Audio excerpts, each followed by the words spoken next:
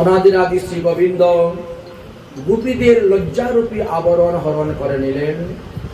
তারপরে তিনি সেখান থেকে চলে আসলেন, এসে উচ্চারণ করতে শুরু করেছেন। আজ গোবিন্দের পেটে খুব ক্ষুধা লেগেছে, এই জন্য গোবিন্দ কয়েকটি সখাকে পাঠিয়েছেন, যাও তোমরা শ্রীবনে গিয়ে দেখো একটা বিশাল যজ্ঞ হচ্ছে, সেই যজ্ঞতে উত্তম উত্তম দ্রব্য রান্না হয়েছে জগদীশ্বরের ভোগ দেওয়ার জন্য। অতএব তোমরা যাও, গিয়ে প্রসাদ নিয়ে আসো, আমি গ্রহণ করব। পরীক্ষিত মহারাজ বলছেন, গুরুদেব যজ্ঞের অন্ন তো খেতে নাই, খাওয়া নিষেধ। সুখদেব বলছেন, আরে বাবা, কোন যজ্ঞের অন্ন খেতে নাই সেটা আগে জান। যে সমস্ত যজ্ঞে পশু হত্যা হয় সেই সমস্ত যজ্ঞের অন্ন খেতে নাই। সত্রামিনী আদি বেশ কিছু যজ্ঞ আছে, অশ্বমেধ যজ্ঞ, নরমেধ যজ্ঞ, ভূমেধ যজ্ঞ, সত্রামিনী যজ্ঞ। এই সমস্ত যজ্ঞ যেখানে হয় সেখানে যেতেও নাই, খেতেও নাই। মৎস্য মাংস যারা ভোজন করে তাদের হাতেও খেতে নাই, তাদের রান্নাও খেতে নাই। অতএব ওখানে তো যজ্ঞ পত্নীগণ, ব্রাহ্মণ পত্নীগণ রান্না করছেন, এই জন্য ভগবান নিজেই লোক পাঠাচ্ছেন, যাও নিয়ে আসো, আজকে আমি খাবো। আচ্ছা, ভগবান তো সবসময় রুটি খায়, আজকে এনার ভাত খাওয়ার ইচ্ছা হয়ে গেল, অন্ন খাবার। বুঝেছেন? যজ্ঞ পত্নীগণ তখন স্বর্ণতলায় অন্ন নিয়ে সাজিয়ে, যে সংবাদটা পেয়েছেন যে কৃষ্ণ বলরাম আজ আমাদের বাড়ির পাশে উচ্চারণ করতে এসেছে, তারা ক্ষুধায় কাতর, তখন ওখানে আর যজ্ঞ পূর্ণ হওয়ার অপেক্ষা নাই। যজ্ঞে পূর্ণাহুতি দিবেন তবে তো যজ্ঞে ভোগ লাগবে, তার আগে গোপালের জন্য ভোগ সাজিয়ে নিয়ে সবাই রওনা। ব্রাহ্মণগণ বারবার নিষেধ করছেন, এই তোরা এখন যাইস না, আহুতি দিব, পূর্ণাহুতি দিতে গেলে স্ত্রীর সঙ্গে থাকতে হয় তো পাশে। তাও তারা কেউ মানছে না, সবাই চলে গেছেন। গোবিন্দ সেখানে বসে অন্ন গ্রহণ করেছিলেন। ওই স্থানের নাম আজবদী ভাতরুল বলা হয়। 84 কোটি ব্রজমণ্ডল যারা পরিক্রমা করতে যায়, অনেকেই পাগলা বাবার আশ্রম দেখতে যায় বৃন্দাবনে। পাগলা বাবার আশ্রম থেকে 2 কিলোমিটার দূরে হলো অক্কুর ঘাট, আর অক্কুর ঘাট থেকে 1 থেকে 1.5 কিলোমিটার দূরে হলো ভাতরুল, যে স্থানে ভগবান শ্রীকৃষ্ণ অন্ন গ্রহণ করেছিলেন। এই জন্য এই স্থানের নাম ভাতরুল নামে পরিচিত। যাই হোক, ভগবান শ্রীকৃষ্ণের এখন দেখতে দেখতে 7 বৎসর বয়স হয়ে গেল। ভগবানের এক একটা লীলা হলো এক একজন দেবতার গর্ব চূর্ণ করা, তার অহংকার চূর্ণ করা হলো এক একটা লীলা। আজ গোচারণ করে যখন বাড়িতে ফিরে এসেছেন, তখন দেখেন বাড়িতে বিশাল জনসভা। বাবা, এত বড় জনসভা কেন? এত লোকজন কিসের জন্য? বলছেন, আমরা ইন্দ্র পূজা করব। ইন্দ্র পূজা? ওই এর আগে তো আমি দেখি নাই। বলে, এর আগে তো সবাই নিজের ঘরে ঘরে করেছে, আর 12 বছর পর পর আমরা সবাই মিলে একত্রিত হয়ে বিশাল ভাবে ইন্দ্র পূজা করি। কেন বাবা ইন্দ্র পূজা করো? আরে ইন্দ্র হলেন 33 কোটি দেবতার রাজা, এই জন্য দেবরাজ ইন্দ্র বলা হয়। ইন্দ্র যখন যাকে আদেশ দেয়, তিনার আদেশ অনুসারে সব দেবতারা কাজ করেন। ইন্দ্র যদি বলে, যাও ওখানে গিয়ে বৃষ্টি দাও, বৃষ্টি হবে। যাও ওখানে গিয়ে বাতাস দাও, বাতাস হবে। যাও ওখানে গিয়ে রুদ্র দাও, রুদ্র হবে। এখন দেখো, আমাদের তো প্রধান জীবিকাই হলো গরু, গরুর দুধ দই বিক্রি করা। এখন বৃষ্টি যদি না হয় ঘাস উৎপন্ন হবে না, আর ঘাস যদি গরু না খায় দুধ দিবে কি তার থেকে? এই জন্য আমরা ইন্দ্র পূজা করি। ভগবান তোমার মুস্কি মুস্কি হাসছেন। ভগবান বলছেন, আমার কপালে যদি না থাকে ইন্দ্র কি তার ঘর থেকে এনে দিবে? বাবাকে ভালো করে বলেছেন, বুঝাচ্ছেন। যদি আমার কপালে না থাকে ইন্দ্র কি তার ঘর থেকে এনে দিবে? আর আমার কপালে যেটা আছে ওটা ইন্দ্র নিতেও পারবে না। অতএব ইন্দ্র পূজা করে লাভ নাই বাবা। যদি পূজা করতে হয় তো গিরিরাজ গোবর্ধনের পূজা করো।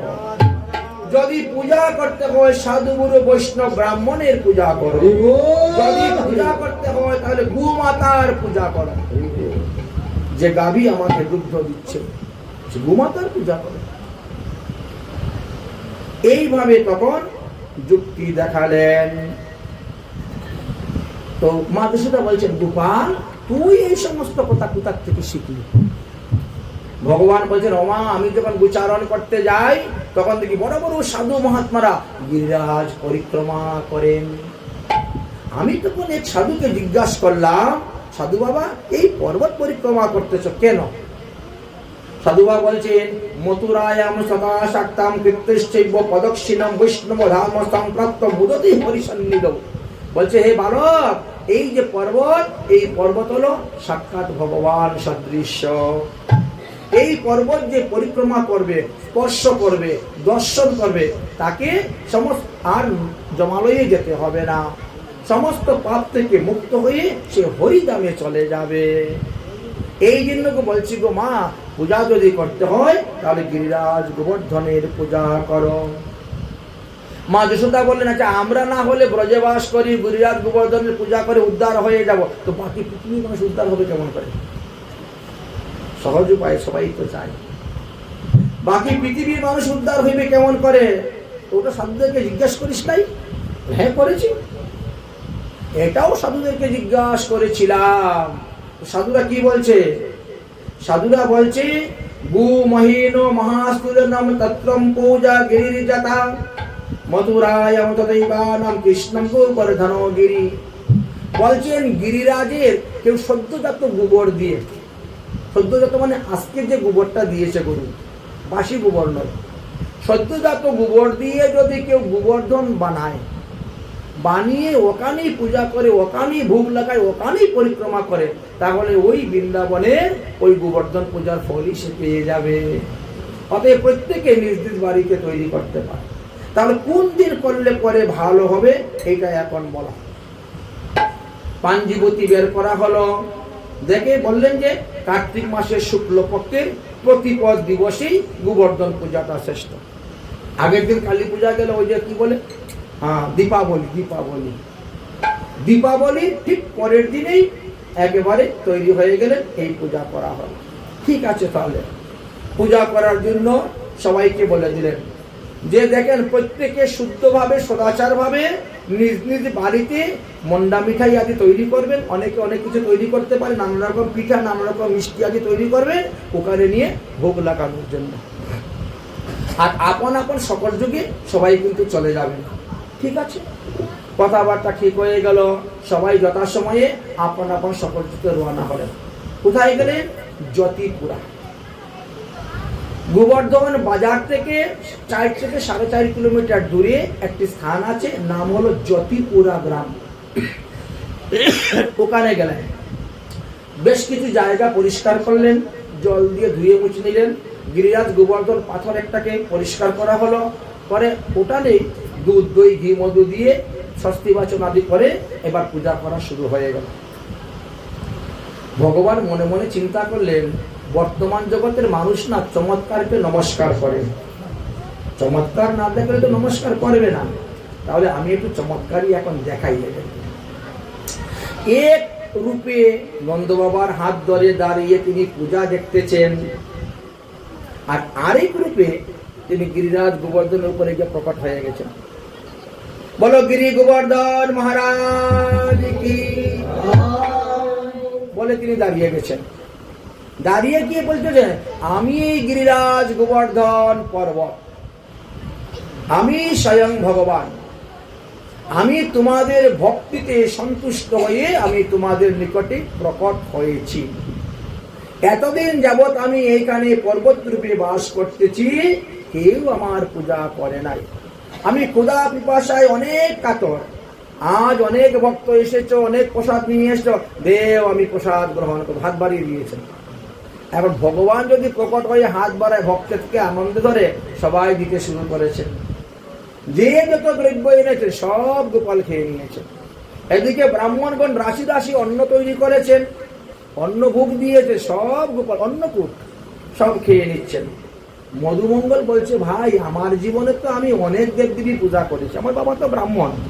মধুমঙ্গল, আমি বাবার সঙ্গে কত জায়গায় যাই, কত দেবদেবীর পূজা করি, কত ভগবানের পূজা করি, এইরকম ভগবান তো দেখি নাই, যা দো সবাই খেয়ে নেয়, আমরা খাবো কি? সকাল থেকে যে উপবাস করে আছি, কখন পুষ্পাঞ্জলি দিব আর কখন খাবো? ভগবানই সব খেয়ে নিচ্ছে, তো আমরা খাবো কি? ভগবান বলছেন প্রণাম কর, প্রণাম কর, ভগবান প্রকট হয়েছেন, ওইসব বলতে নাই। প্রণাম করে ভগবানের কাছে প্রসাদ ভিক্ষা চাইতে হয়। ভগবানের কিঞ্চিত প্রসাদ খেলেই তোমার পেট ভরে যাবে। তখন সবাই মিলে প্রণাম করছেন, নন্দ বাবা পর্যন্ত প্রণাম করছে, ভগবান শ্রীকৃষ্ণ প্রণাম করছেন। বাবা বাবা দাঁড়িয়ে কি দেখতেছো, এতক্ষণ ধরে ভগবান প্রকট হয়েছে, প্রণাম করছো না? প্রণাম করো, প্রণাম করো। কৃষ্ণ নিজেই নিজের দ্বিতীয় প্রতিবিম্বকে প্রণাম করছেন। আপনি আচরিত ধর্মজীবীর শেখাচ্ছেন। প্রণাম যখন করলেন, সবাই প্রণাম করলেন। প্রণাম করে উঠে দেখেন যেমন ভোগ লাগানো ছিল তেমনই ভোগ আছে, একটা মিষ্টির কোনাও ভাঙ্গে না। আরে আগে দেখলাম কিছুই নাই, সব পাতা খালি, যত ভোগ দেওয়া হয়েছিল। আর এখন দেখি সব পরিপূর্ণ। বলে এটাই হলো ভগবানের লীলা। ভগবান দৃষ্টির দ্বারা ভোগ গ্রহণ করেন। এই জন্য ভগবানকে অনেকে অনেক উপরে বসাই দিয়ে নিচে ভোগ লাগায়, দৃষ্টি পড়ে না। এমন জায়গায় ঠাকুর বসাতে হবে, এমন জায়গায় ভোগ লাগাতে হবে যাতে ভগবানের সেই বিগ্রহের দৃষ্টি ভোগের উপরে পড়ে, রাখতে হবে। যাই হোক, এবার সবাই মিলে কি করলেন, গিরিরাজ গোবর্ধনের আরতি শুরু করলেন। শ্রী গোবর্ধন মহারাজ মহারাজ তেরি মাতে মুকুট বিরাজ রহে। শ্রী গোবর্ধন মহারাজ মহারাজ তেরি মাতে গোবর্ধন মহারাজ মহারাজ तेरी माते मुकुट विराज रहे। गोवर्धन महाराज महाराज तेरी माते मुकुट विराज। तुपे पान चढ़े तुपे फूल चढ़े, बोले तो बजरे। तुपे पान चढ़े तुपे फूल चढ़े, चरे दूध की धार ओ धार तेरी माते मुकुट विराज रहे। तेरी माते मुकुट विराज रहे। श्री गोवर्धन महाराज महाराज तेरी माते मुकुट विराज रहे। तेरी माते मुकुट विराज रहे। तेरी कानन कुंडल सो रहे, तेरी कानन कुंडल सो रहे। ओ तेरी कानन कुंडल सो रहे, तेरी कानन कुंडल सो रहे। तेरी होठों पे हीरा लाल ओ लाल तेरी माते मुकुट विराज रहे। तेरी गिरिराज महाराज महाराज तेरी माते मुकुट विराज रहे। श्री गोवर्धन महाराज तेरी माते मुकुट विराज। तेरी काल में बीजों की माला रहे, तेरी काल में बीजों की माला रहे। तेरी गौल में बीजों की माला रहे, तेरी गौल में बीजों की माला रहे। तेरी झांकी और तेरी झांकी है विशाल विशाल तेरी माते मुकुट विराज रहे। तेरी माते मुकुट विराज रहे। तेरी गोवर्धन महाराज महाराज तेरी माते मुकुट विराज रहे। तेरी माते मुकुट विराज रहे। तेरी परिक्रमा तेरी सातूत की परिक्रमा। अरे वो चकलेश्वर में विश्राम विश्राम तेरी माते मुकुट विराज रहे। श्री गोवर्धन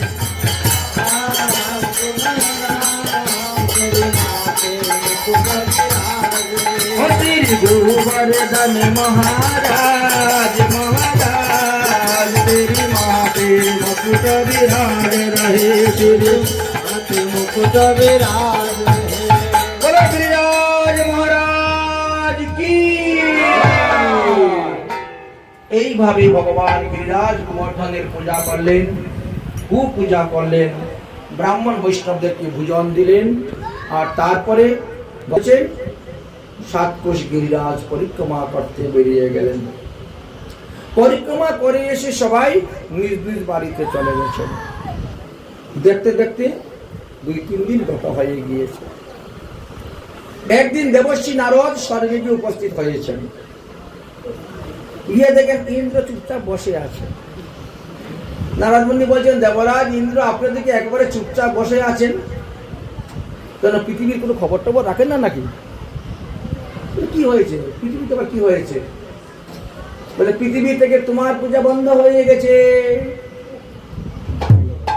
ওই যে নন্দনন্দন, ওই নন্দনন্দন কৃষ্ণ তোমার পূজা বন্ধ করে দিয়ে গোবর্ধনের পূজা চালু করেছেন। তখন শুনে তার রাগ উঠে গেল, আরে বাচাল কোথাকার, ওর কথা শুনে আমার পূজা বন্ধ করে দিয়েছে। কৃষ্ণকে গালি দিয়েছেন বাচাল। ছোট মানুষের বড় পটাম পটাম পাকা পাকা কথা বলে, বড় পণ্ডিত পানি দেখায়, আর তার কথায় সবাই মজা দিয়ে আমার পূজা বন্ধ করছে। দাঁড়া দেখাচ্ছি মজাটা।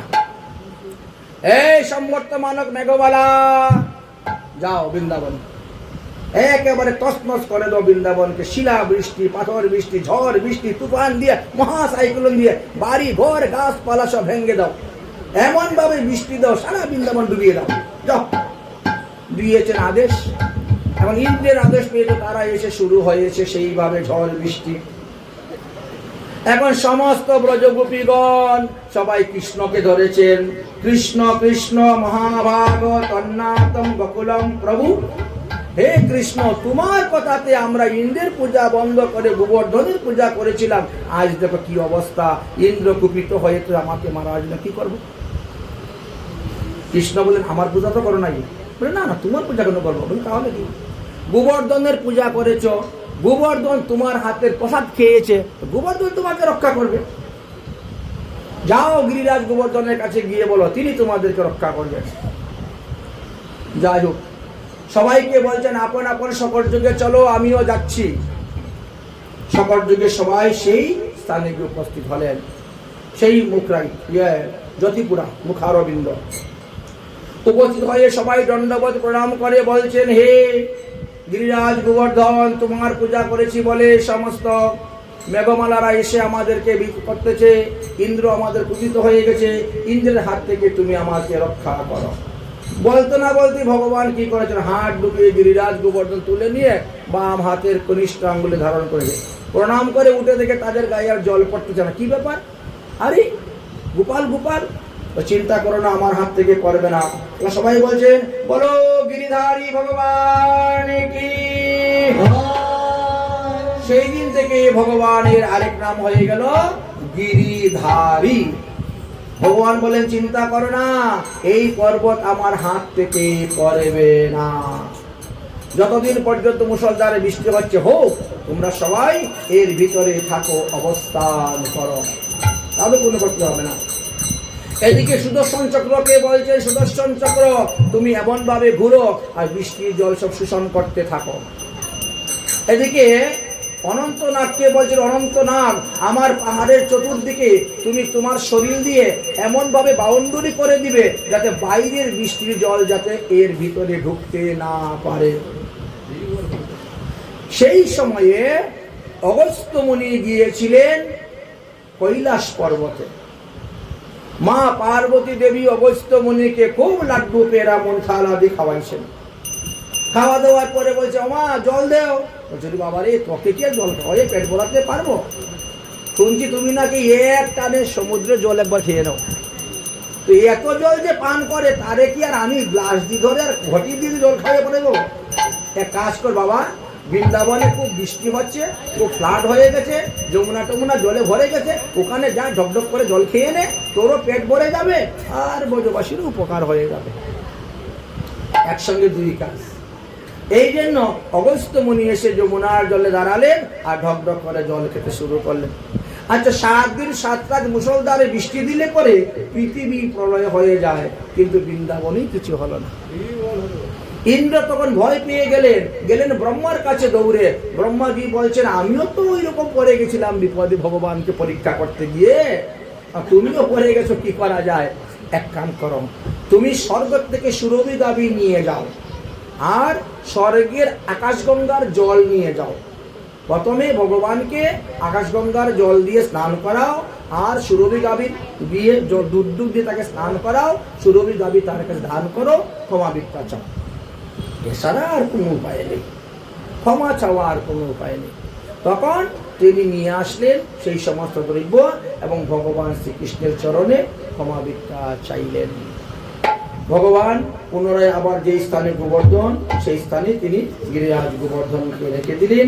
এইভাবে ভগবান শ্রীকৃষ্ণের এক একটি লীলা তিনি এক একজন দেবতাদের গর্বকে ছন্ন করেছিলেন। 7 বৎসর বয়সে 7 কোষ লম্বা গিরিরাজ গোবর্ধনকে 7 দিন 7 রাত তিনি হস্তে ধারণ করে রেখেছিলেন।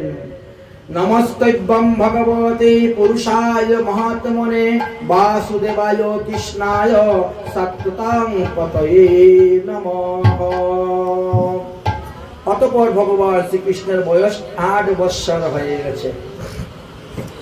8 বৎসর বয়স হয়েছে। কার্তিক মাসের শুক্লপক্ষের উত্থান একাদশী দিবসে নন্দ বাবা চিন্তা করলেন যে এইবার আমি যমুনার তীরে বসে একাদশী ব্রত করব। তো যমুনার তীরে এক স্থানে গিয়ে ব্রত শুরু করেছেন। রাত্রে 3টার সময় গিয়েছেন যমুনায় স্নান করতে। যেই ডুব দিয়েছেন আর তো তিনি উঠেন না, আর তিনি উঠছেন না। সবাই কান্নাকাটি শুরু করে দিয়েছে, মনে হয় যমুনার জলে কুমির আছে, নন্দ বাবাকে গিলে ফেলেছে। কৃষ্ণ বলরামও সেখানে ছিলেন, ওরা তো ঘুমেও। তারাকে জাগানো হলো। ভগবান শ্রীকৃষ্ণ তখন নন্দ বাবাকে আনার জন্য জলের মধ্যে নামলেন, ডুব দিলেন। আর এমন ভাবে ডুব দিলেন একেবারে বরুণালয় চলে গেলেন। বরুণালয়ে গিয়ে বলছে, বরুণ দেব, আমার বাবাকে তোমরা এনেছো কেন? বরুণ দেব পূজার ডালি নিয়ে এসে বলছে, অপরাধ ক্ষমা করুন, আমার যে চেলা চামুন্ডা আছে ওরা বুঝতে পারে নাই। আর তোমার বাবা ও বেলায় স্নান করবে কেন? আসরিক বেলা, রাত 3:37 পার না হলে আসরিক বেলা যায় না। আসরিক বেলার সময় স্নান করবেন কেন? আচ্ছা যাই হোক, এনেছেন তো ভালোই হয়েছে, তোমার দর্শনটা তো পেলাম, তোমার চরণটা তো আমি পেলাম। সন্তুষ্ট হয়ে ভগবানের পূজা করে নন্দ বাবাকে দিয়ে দিলেন। নন্দ বাবাকে বরুণালয় থেকে ভগবান শ্রীকৃষ্ণ ফিরিয়ে নিয়ে এসেছিলেন। এইভাবে ভগবানের লীলার কথা বলা হয়েছে। এবার আমরা রাস লীলাতে প্রবেশ করব। ভগবান পিতা রাত্রি শারদ ফুল্ল মল্লিকা বিকিশরান্তে মনশ্চ